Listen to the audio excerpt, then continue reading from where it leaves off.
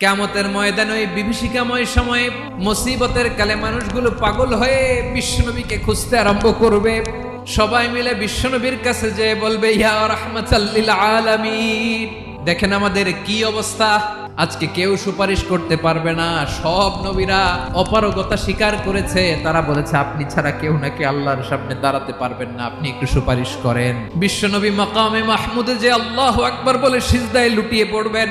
আল্লাহ রাব্বুল আলামিন বিশ্বনবীকে এমন কিছু চমৎকার শব্দ শিখাবেন, ওই শব্দগুলো দিয়ে আল্লাহর প্রশংসা করে বিশ্বনবী কাঁদতে আরম্ভ করবেন। রব্বুল আলামিন এই দৃশ্য থেকে সহ্য করতে পারবেন না। রব্বুল আলামিন বলবেন, ইয়া মুহাম্মদ ইরফা রাসা, ও নবী আপনি মাথা তোলেন, যা চাবেন তাই দেব।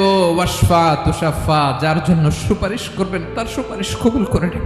প্রতিটি নবী বলবেন নফসি নফসি, আল্লাহ তুমি আমারে বাঁচাও, আমারে বাঁচাও। বিশ্বনবী মাথা তুলবেন, তুলে বলবেন রব্বি হাবলি উম্মতি, আল্লাহ তুমি আমার গুনাহগার উম্মত